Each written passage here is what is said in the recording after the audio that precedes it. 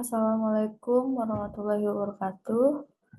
Salam sejahtera bagi kita semua. Yang saya hormati dosen pengampu mata kuliah akuntansi sektor publik, yaitu Bapak Abdul Rahman.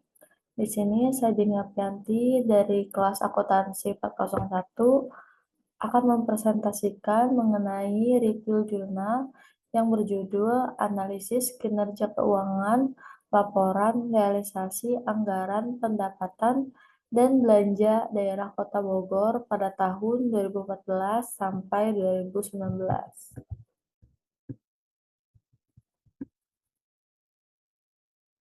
Adapun di sini saya akan membahas mengenai latar belakang masalah, yang kedua anggaran pendapatan daerah, yang ketiga otonomi daerah, yang keempat laporan keuangan, yang kelima metode penelitian, dan yang terakhir hasil penelitian. Yang pertama, latar belakang masalah.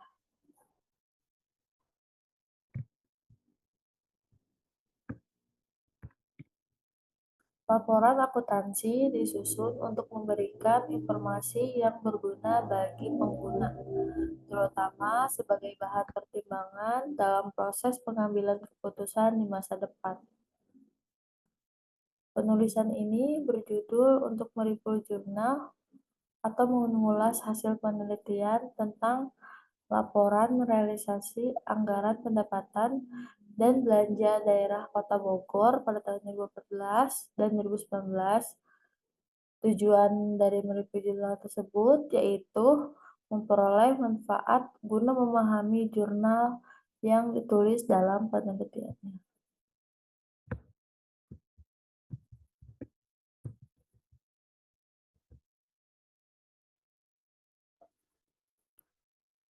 Rumusan dan tujuan masalah. Rumusan masalah. Yang pertama, apa hasil dari jurnal tersebut? Lalu yang kedua, metode penelitian apa yang digunakan pada jurnal tersebut? Yang ketiga, kesimpulan dari penulisan jurnal tersebut. Lalu ada tujuan penelitian. Yang pertama, untuk mengetahui hasil dari pembuatan jurnal tersebut. Yang kedua, untuk mengetahui metode yang digunakan dalam penelitian tersebut. Yang ketiga, untuk mengetahui kesimpulan dari penulisan tersebut.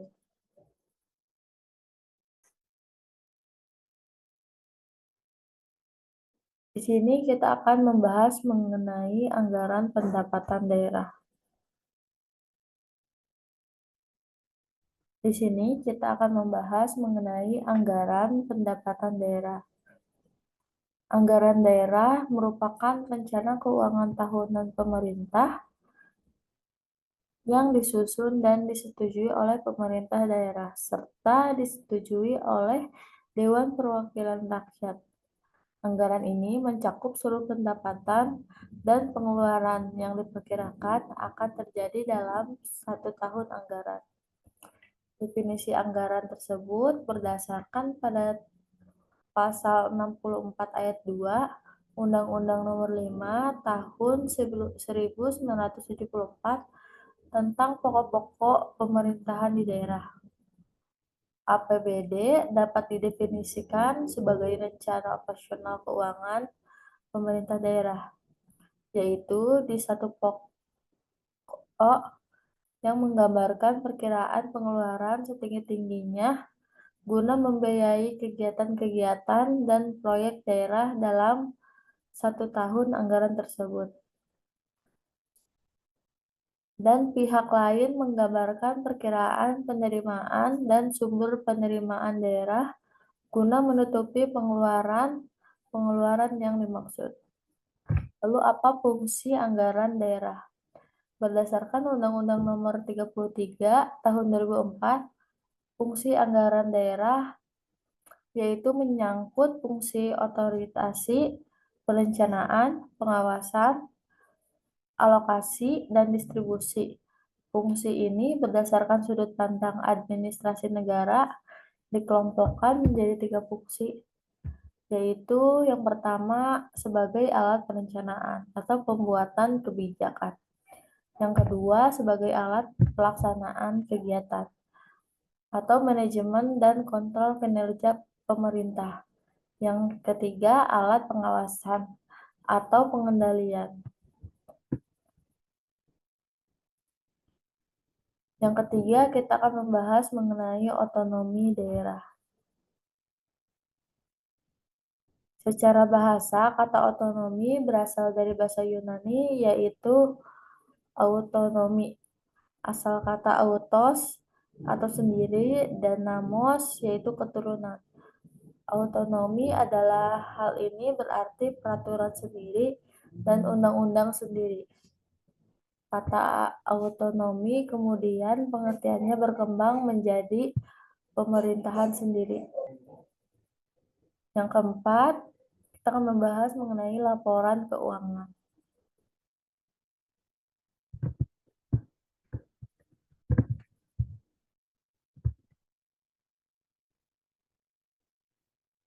Yang pertama, laporan laba rugi atau income statement merupakan laporan yang sistematis tentang pendapatan dan beban perusahaan untuk satu periode waktu tertentu. Yang kedua ada laporan ekuitas pemilik, yaitu sebuah laporan yang menyajikan ikhtisar perubahan dalam ekuitas kepemilikan suatu perusahaan untuk satu periode waktu tertentu atau laporan perubahan modal. Yang ketiga, neraca atau balance sheet adalah sebuah laporan yang sistematis tentang posisi aset, kewajiban, dan ekuitas perusahaan per tanggal tertentu. Yang terakhir ada laporan arus kas. Laporan arus kas tersebut merupakan sebuah laporan yang menggambarkan arus kas masuk dan arus kas keluar secara terperinci dari masing-masing aktivitas.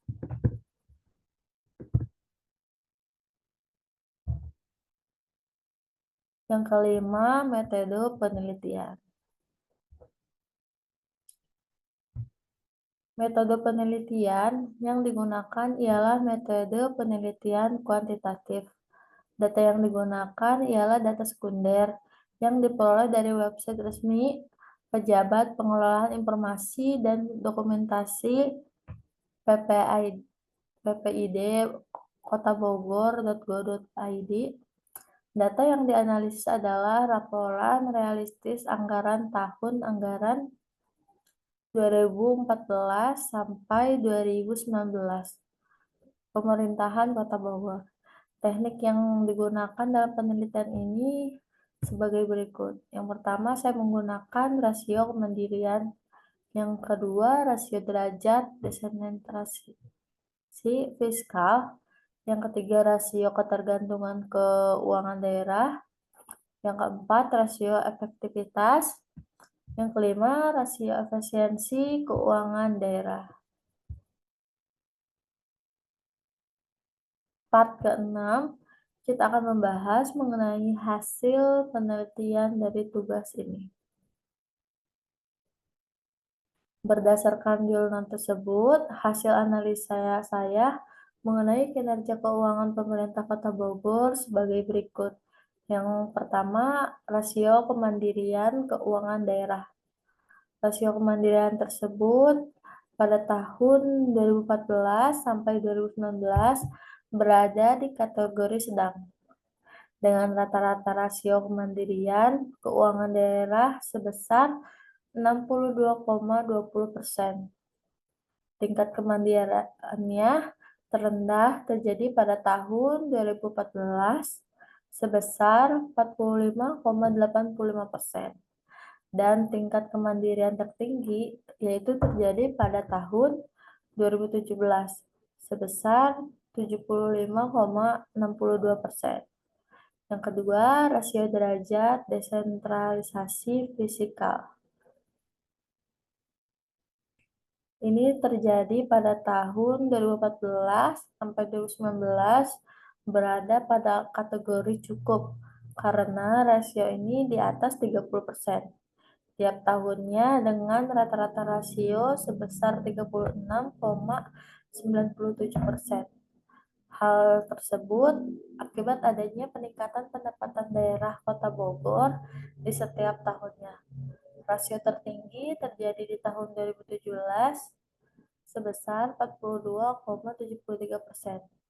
Sedangkan rasio terendah terjadi pada tahun 2014 sebesar 31,00%.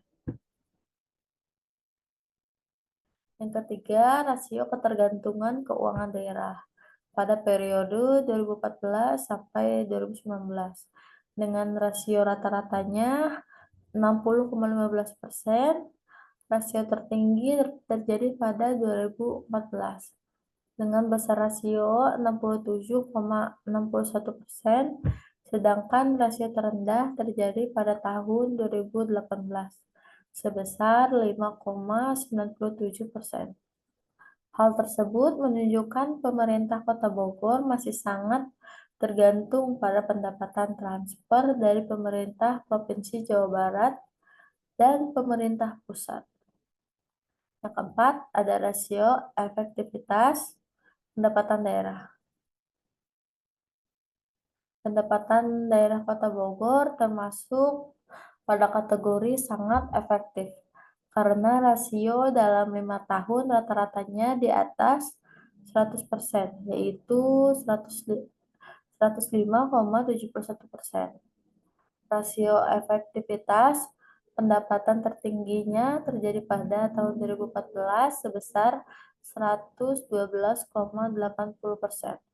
Sedangkan rasio efektivitas pendapatan terendah terjadi pada tahun 2015 yaitu 99,97%.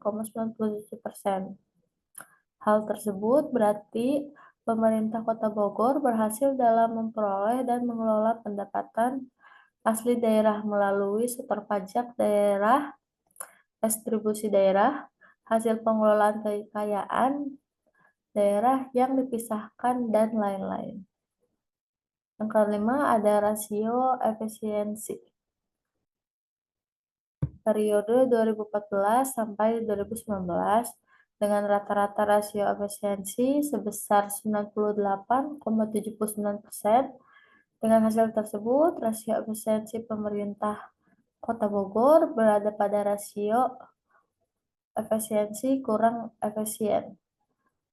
Terjadi karena rasio tidak efisien pada tahun 2018 sebesar 103,34%. Hal tersebut dikarenakan pada tahun tersebut belanja daerah lebih besar daripada pendapatan daerah, sehingga menyebabkan tidak efisien. Berikut ini merupakan daftar pustaka yang saya gunakan untuk menunjang tugas ini. Sekian presentasi dari saya. Mohon maaf bila ada kurangnya. Wassalamualaikum warahmatullahi wabarakatuh.